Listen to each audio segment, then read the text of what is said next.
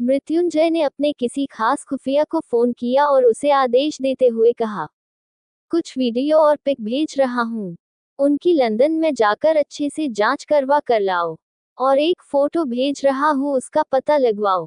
कहाँ है? सबसे जरूरी चीज जो सिर्फ मेरे और तुम्हारे बीच, आद्या के कॉलेज जाकर उसके बैकग्राउंड का पता लगवाओ और उसके सारे दोस्तों से मिलो। मुझे रिपोर्ट जल्दी चाहिए। सामने वाले को आदेश देकर मृत्युंजय अपना लैपटॉप लेकर बैठ गया, पर उसके दिमाग में एक ही बात घूम रही। आखिर मैंने पहले क्यों नहीं सोचा? आद्या का कहा अगर सच हुआ तो कैसे नजर मिलाऊंगा, कैसे उसे बताऊंगा सच? मृत्युंजय अपनी सोच में मग्न था, उसका दिमाग बिल्कुल भी काम नहीं कर रहा था। तभी वह आद्या आए और अपनी छन छन करती पायलों के शोर से मृत्युंजय का ध्यान अपनी ओर खींच। मृत्युंजय ने नजर उठाकर आद्या को देखा और भौहें उचकाकर बोला, हम क्या हुआ? आद्या बहुत शालीनता के साथ बेहद सौम्य मुस्कान अपने पतले गुलाबी होठों पे लेकर बोली, खाने का टाइम हो गया है, दादी नीचे बुला रही हैं। ठीक है, तुम चलो, मैं आता हूँ। मृत्युंजय ने आराम से अपनी भारी कर्कश आवाज में कहा। आद्या कुछ पल रुककर वहां से चली गई। नीचे सभी लोग खाने के लिए आ चुके थे। शांति बुआ कल से ही अपने बेटे को याद करके दुखी थी, पर जैसे तैसे नॉर्मल हुई और अपनी चेयर पे आकर बैठ गई। आद्या भी वही सबके साथ अपनी चेयर पे बैठने वाली थी, तभी माया चाची और शांति बुआ दोनों की नजर आद्या पे पड़ी। शांति बुआ गुस्से में बोली, तुम इस घर में माँ की वजह से आ गई हो, तो इसका मतलब ये नहीं कि मैं अपने बेटे की हत्यारन को अपने साथ बिठाकर खाना खाऊंगी। अगर तुम माँ की जिद से यहाँ आए हो तो मैं भी यहाँ बैठकर तुम्हारे साथ खाना नहीं खा सकती। तुम जैसी जुटी मक्कार लड़की के साथ बैठने से ज्यादा अच्छा है मैं अकेली ही खा लूं। ऐसा बोलकर शांति बुआ वहां से जाने को हुई कि माया चाची भी बोली, रुको दीदी, मैं भी आपके साथ चलती हूँ। मुझे भी इस घटिया लड़की की शकल नहीं देखनी। इसके जैसे थर्ड क्लास लड़की के साथ बैठकर मुझे अपना स्टैंडर्ड नहीं गिराना। और अपने साथ मुदिता को भी ले जाने लगी।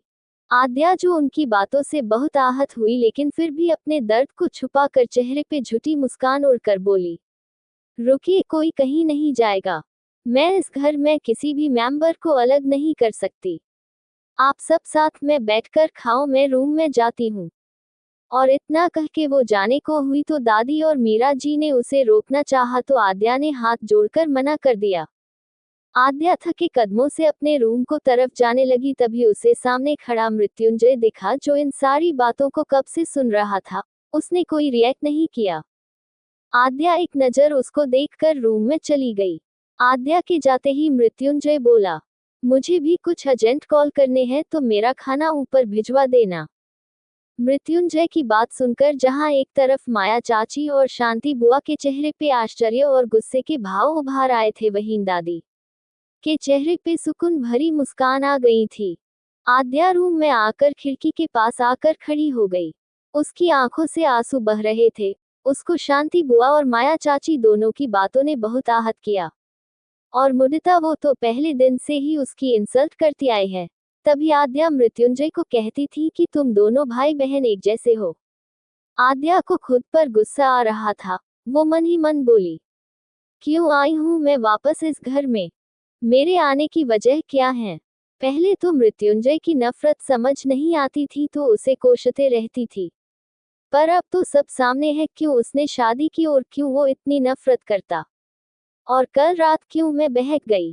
क्यों मैंने नहीं सोचा कि ऐसा करने से मृत्युंजय फिर गलत समझेगा? आखिर क्यों मैं अपनी फीलिंग पे कंट्रोल नहीं कर पाई? अब कैसे उससे नजर मिलाऊं? सब उलझा हुआ है। एक तरह माँ और बाबा को दिया वादा, दूसरी ओर मृत्युंजय की सेल्फ रिस्पेक्ट। उसने जो किया कल, वो मेरी जाने बचाने के लिए किया, जो सही किया। लेकिन मैंने क्यों? वो यही सब सोचते सोचते खिड़की के पास खड़ी होकर रो रही थी। पीछे से मृत्युंजय धीरे से अपनी कर्कश आवाज में बोला, अगर आंसुओं से पेट भरना है तो खाना भिजवा दूं। मृत्युंजय की आवाज सुनकर आद्या ने चुपके से अपने आंसू पोंछे और पीछे मुड़कर वो कुछ कहने को हुई, लेकिन मृत्युंजय ने उसे रोककर खाने के लिए बुला लिया और पास रखी दोनों चेयर को खींचकर उसे बिठाकर खाने का इशारा किया। आधा बेमन से खाने को बैठ गई थी। मृत्युंजय खाते खाते उसे देख रहा था। चेहरे पे परेशानी साफ झलक रही थी उसके, पर बस बताना नहीं चाह रही थी। मृत्युंजय ने खाते खाते आज उसे गौर से देखा। उसकी नजर नीचे थी और मृत्युंजय की उसके ऊपर। वो कितनी मासूम और भोली लग रही थी। उसके सुर्ख गुलाबी गालों की रौनक फीकी पड़ी हुई थी। उसकी कजरारी आंखें अभी भी लाल हो रखी थीं। घनी पलकों के बीच अभी भी आंसुओं की बूंदें फंसी हुई थीं। मृत्युंजय ने यूजर देख तो अंदर से तड़प सी उठी उसके सीने में फायर। आद्या अपना खाना खाकर हाथ धोने चली गई थी। मेड आकर खाने की ट्रॉली लेके आ चुकी थी। आद्या रूम में वापस आते ही मृत्युंजय की तपिश भरी नजरों को खुद ले आसानी से महसूस कर रही थी फायर। मृत्युंजय की नजरों की तपिश आद्या को अच्छे से महसूस हो रही थी। आद्या उसकी नजरों से बचते हुए बिना सामने देखे अपनी साड़ी के पल्ले को थोड़ा ढीला करके एक तरफ के बिस्तर पे करवट लेके लेट गई। उसकी पीठ मृत्युंजय की तरफ थी। मृत्युंजय ने आद्या को देखा। उसकी आंखें गुस्से से छोटी हो गईं। उसे आद्या की पीठ दिखी जिस पर इस टाइम साड़ी का पल्ला नहीं था। आद्या की गोरी पतली कमर मृत्युंजय को उसकी ओर खींच रही थी। मृत्युंजय ने अपने हाथों की मुठ्ठियां कसी और अपने पुराने अंदाज में बोला, रोने से जीत जाओगी तुम। लोगों के तानों से डरना ही था तो 2 दिन पहले क्यों शेरनी बनी घूम रही थी? अभी कुछ दिन पहले तो किसी ने बोला कि इस शादी को अब मरते दम तक निभाना है, चाहे कितनी ही मुश्किलें आए। आद्या ने करवट बदली और लेटे लेटे ही मृत्युंजय की आंखों में देखकर बोली, जब रिश्ते बदले की भावना के लिए बनाए जाते हैं तो उनका निभाना तो मुश्किल ही होता है। और फिर ये शादी मुझे बर्बाद करने के मकसद से की गई थी तो हो तो गई मैं बर्बाद। छीन तो गया मेरा सब कुछ। सबकी नजरों में गिर तो चुकी। अपने ही माँ बाबा से नजरें नहीं मिला पाती। अपने ही घर में बेगानी हो गई। जिन लोगों को ठीक से समझती उससे पहले ही उनकी गुनहगार हो गई। मुझे खुद पर गरूर था तो टूट तो गया मेरा गरूर। अब बताओ, इस शादी के लिए अब क्या बचा है? शरीर में प्राण बचे हैं, उन पर भी तुम अधिकार करके बैठे हो। बताओ आद्या के पास क्या बचा? आद्या इतना कह के तड़प के अपने सिर को तकिए में घुसा कर रोने लगी।